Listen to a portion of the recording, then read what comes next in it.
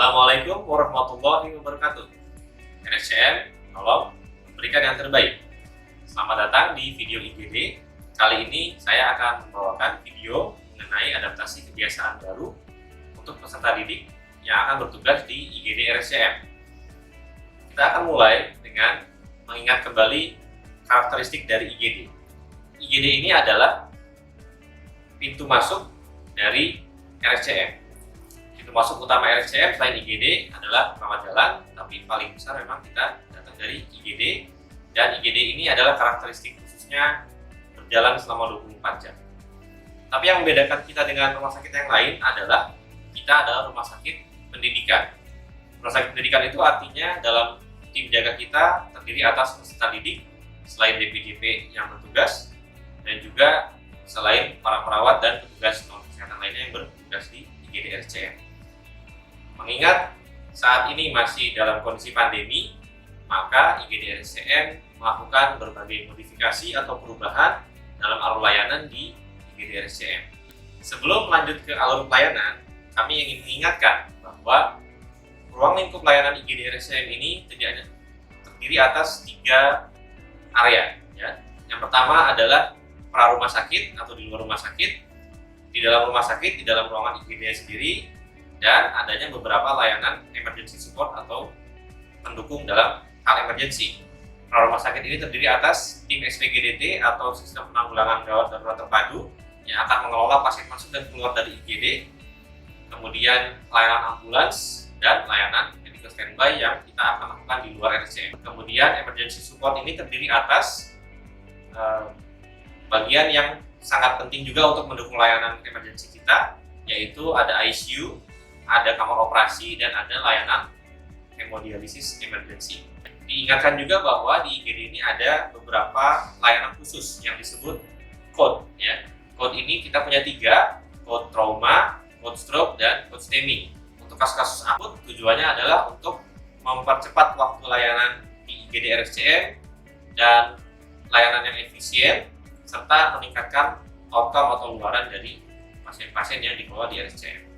Alur layanan di kita itu pasien yang datang baik itu melalui SPGDT maupun tidak SPGDT, ada yang datang sendiri memang, datang ke triase, dievaluasi oleh triase. Apabila pasien ini mengalami gejala-gejala yang sesuai dengan gejala penyakit menular yang saat ini kita sedang hadapi, misalnya ada batuk, demam, sesak, kemudian nyeri tenggorokan dan sebagainya, maka oleh tim triase akan dipisahkan.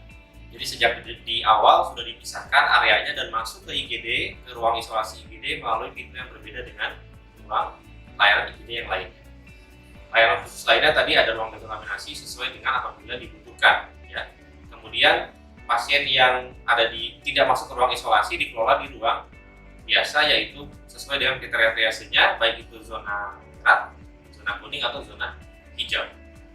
Setelah pengelolaannya selesai, maka pasien akan didiskas sesuai dengan kebutuhannya, apakah di ruangan, apakah ke ruangan tertentu, apakah ke kamar operasi, apakah perawat jalan, atau memang tidak. Berikutnya ada kekhususan yang berhubungan dengan pandemi saat ini. Ya. Jadi untuk menjaga keamanan seluruh petugas kesehatan dan keamanan pasien juga, maka di IGD RSCM terdapat zonasi yang sesuai dengan tingkat risiko dari COVID-19. Zonasi ini untuk mudahnya dibagi menjadi 3. Jadi ada zona COVID yang merah, zona COVID yang kuning, dan zona COVID yang hijau. Secara umum, zona COVID merah ini artinya adalah area di mana kita mengelola pasien COVID, baik itu suspek, probable, atau konfirmasi. Di area ini, maka seluruh petugas kesehatan harus menggunakan proteksi yang tertinggi, yang kita sering sebut juga sebagai alat pelindung diri level 3. Kriterianya nanti bisa disampaikan dalam ilustrasi. Kemudian untuk zona COVID yang kuning, itu adalah area di mana pasiennya adalah pasien-pasien non-COVID. Akan tetapi masih mungkin kita identifikasi setelah melakukan penelusuran, setelah melakukan pemeriksaan penunjang, pasiennya kita bisa berubah menjadi suspek COVID. Sehingga area ini masih berpotensi adanya pasien COVID walaupun tidak sangat jelas. Untuk area kuning ini, maka ketika pasien teridentifikasi, kita segera pindahkan ke ruang isolasi atau area COVID yang merah tadi. Untuk itu alat pelindung dirinya tetap harus baik, tapi tidak harus setinggi untuk di area layanan COVID yang di zona COVID merah tadi. Untuk zona COVID yang hijau, itu artinya adalah area yang tidak ada pasiennya.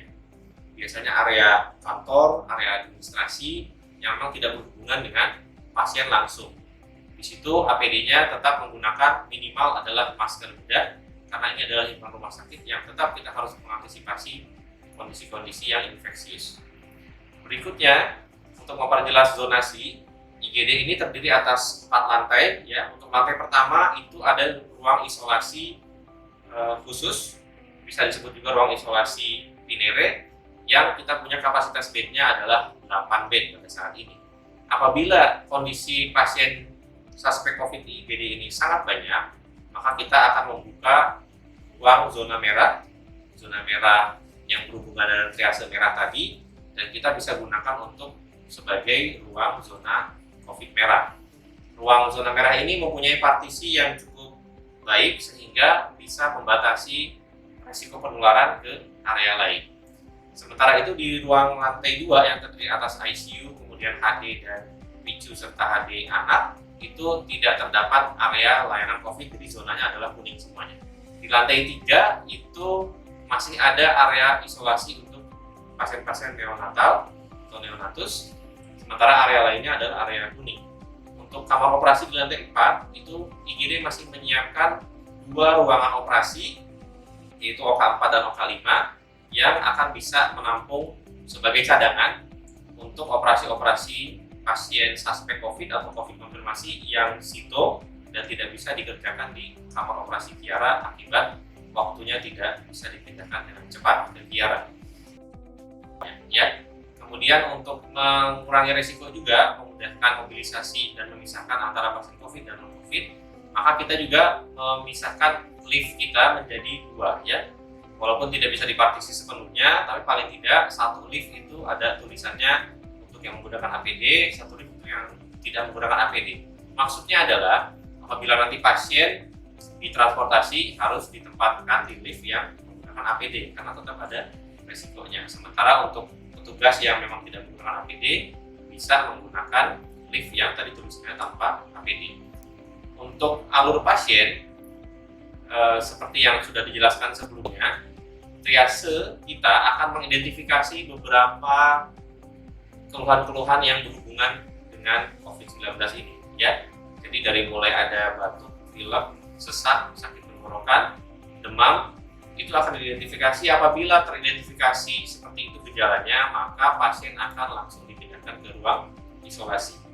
Di ruang isolasi nanti akan ditentukan oleh tim pinere, baik itu pinere anak maupun pinere dewasa, apakah pasiennya memang statusnya suspek COVID atau tidak jadi suspek COVID.